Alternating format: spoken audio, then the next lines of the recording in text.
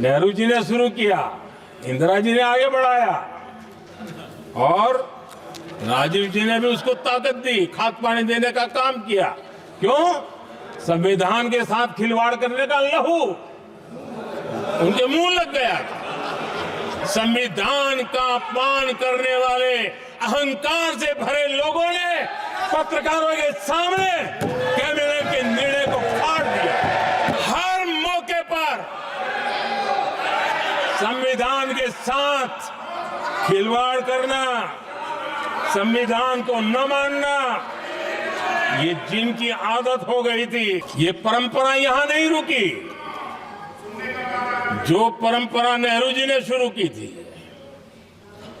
जिसको दूसरे प्रधानमंत्री जी इंदिरा जी ने आगे बढ़ाया, क्योंकि खून मुंह पे लग गया था और इसलिए राजीव गांधी जी प्रधानमंत्री बने। उन्होंने संविधान को एक और गंभीर झटका दे दिया।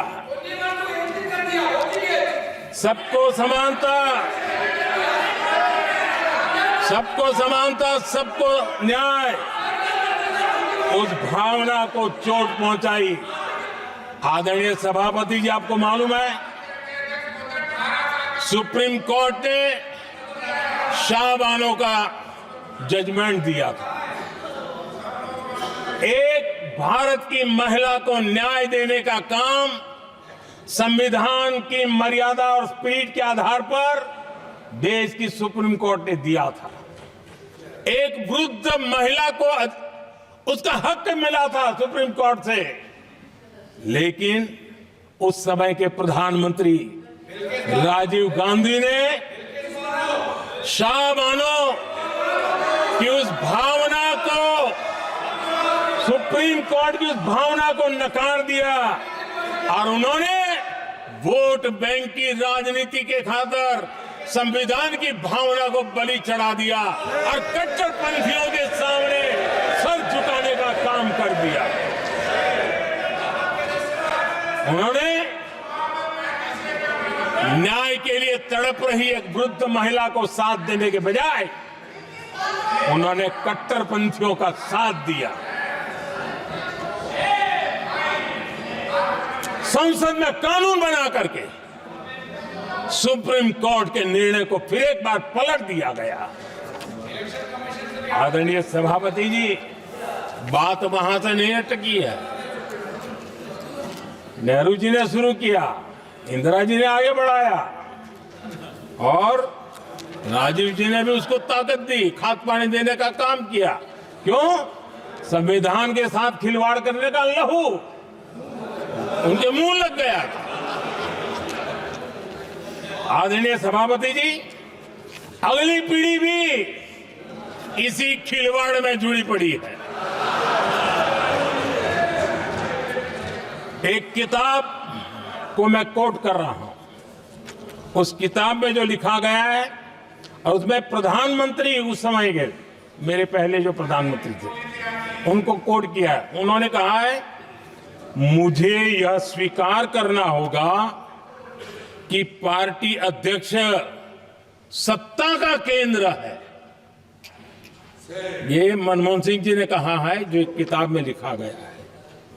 मुझे यह स्वीकार करना होगा कि पार्टी अध्यक्ष सत्ता का केंद्र है। सरकार पार्टी के प्रति जवाबदेह है। इतिहास में पहली बार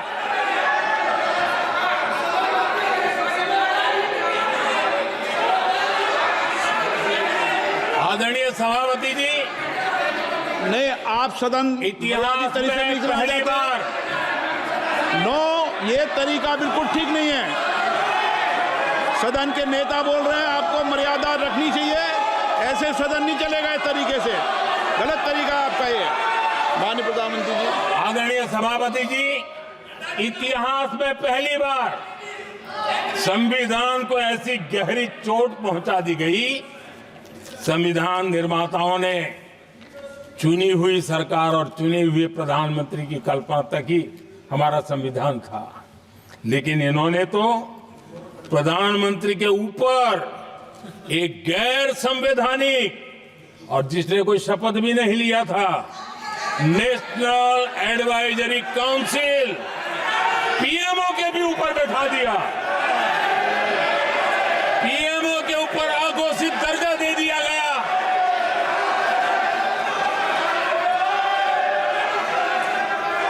आदरणीय सभापति जी, इतना ही नहीं, और एक पीढ़ी आगे चले और उस पीढ़ी ने क्या किया? भारत के संविधान के तहत देश की जनता जनार्दन सरकार चुनती है और वो सरकार का मुखिया कैबिनेट बनाता है। ये संविधान के तहत है। इस कैबिनेट ने जो निर्णय किया, संविधान का अपमान करने वाले अहंकार से भरे लोगों ने पत्रकारों के सामने कैबिनेट के निर्णय को फाड़ दिया। संविधान को हर मौके पर संविधान के साथ खिलवाड़ करना, संविधान को न मानना, ये जिनकी आदत हो गई थी। और दुर्भाग्य देखिए, एक अहंकारी व्यक्ति कैबिनेट के निर्णय को फाड़ दे और कैबिनेट अपना फैसला बदल दे। ये कौन सी व्यवस्था है? आदरणीय सभापति जी, मैं जो कुछ भी कह रहा हूं वो संविधान के साथ क्या हुआ उसी की बात कर रहा हूं। उस समय करने वाले पात्रों को लेकर किसी को परेशानी होती होगी, लेकिन बात संविधान की है। मेरे मन के और मेरे विचारों को मैं अभिव्यक्त नहीं कर रहा हूं।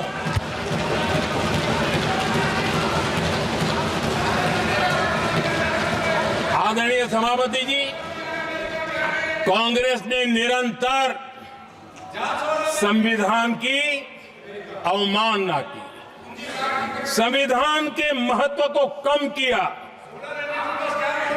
कांग्रेस इसके अनेक उदाहरणों से भरा पड़ा हुआ है। अगर आप ये वीडियो YouTube पर देख रहे हैं तो हमारे चैनल को सब्सक्राइब कर बेल आइकन दबाएं और Facebook पर देख रहे हैं तो हमारे पेज को लाइक करें। 8 मिलियन प्लस सब्सक्राइबर, आपके इस भरोसे के लिए बहुत धन्यवाद।